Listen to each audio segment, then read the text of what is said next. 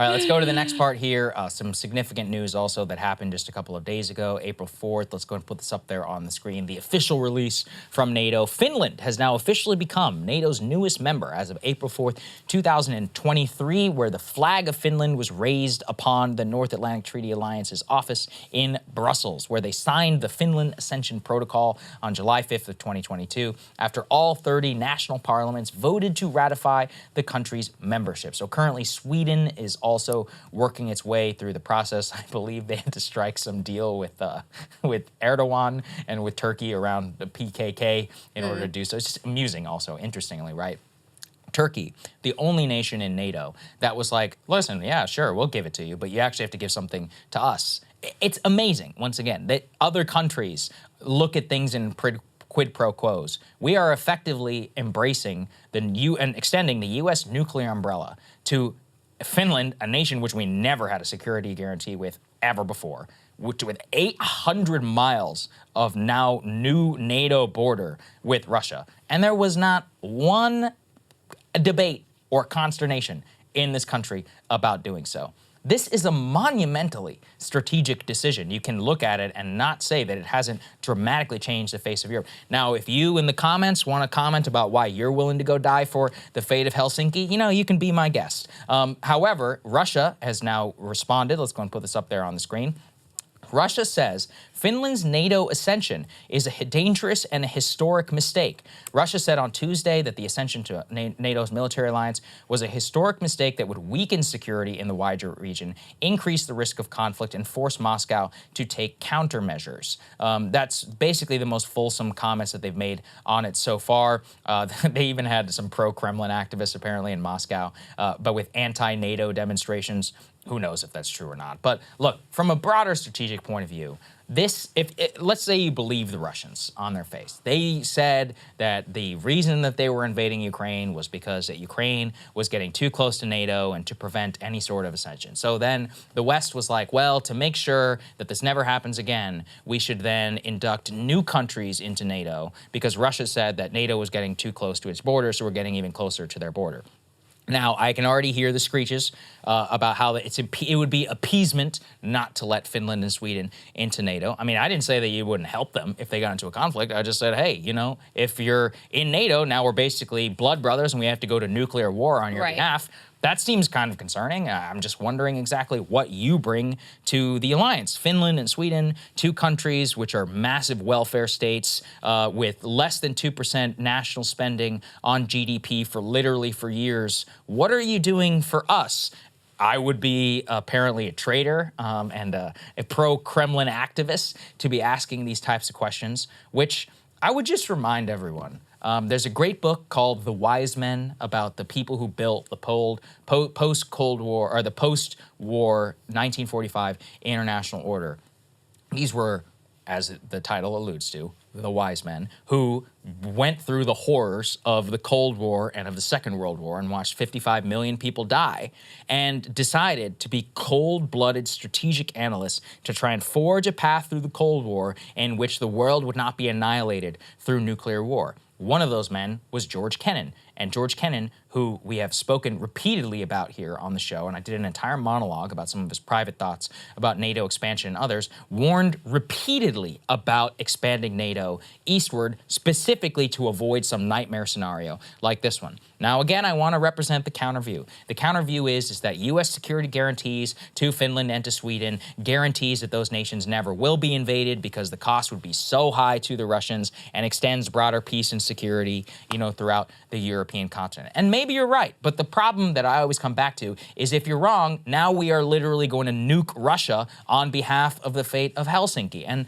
I've said this before, Helsinki, I've been there. It's fine. It's a nice place. That said, though, just looking at it, as I alluded to earlier in our show, cold, hard balance sheet, trade with Finland. What is Finland bringing to us? What exactly are we getting out of this? I don't see it. I don't see why we should annihilate our entire country for Helsinki or for Stockholm. Once again, they're nice places, but I don't know why their fate literally matters to us here at all.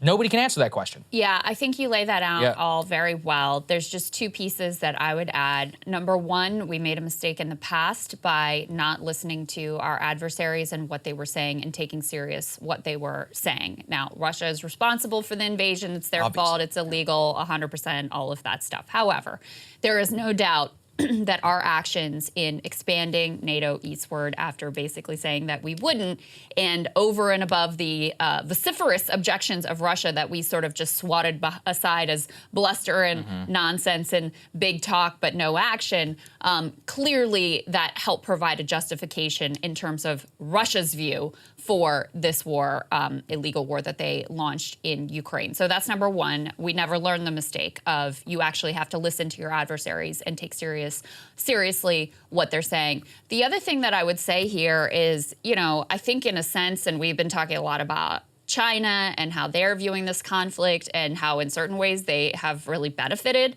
from this conflict, and it really has forced into view what was probably already there, which is a new multipolar reality. I think this war has been a disaster, though, for Russia, because the last thing they wanted was a NATO expansion.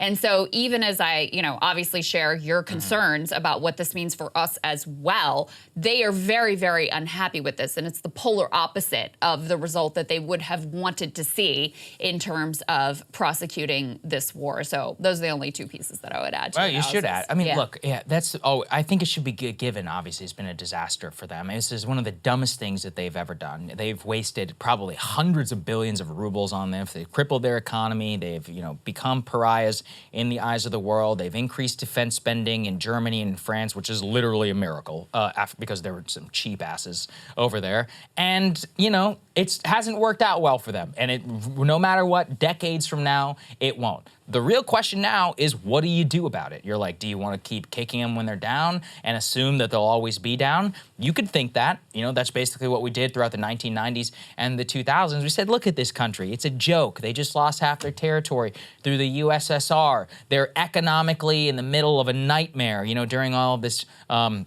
during the transition from communism to free market capitalism. They're basically got gangster oligarchs running their country. What are they going to do if we expand NATO into Estonia and Finland? Fast forward 22 years and you find out. So that's one of those where, look, this is irrevocable. You can't take it back. Right. It's not a temporary action.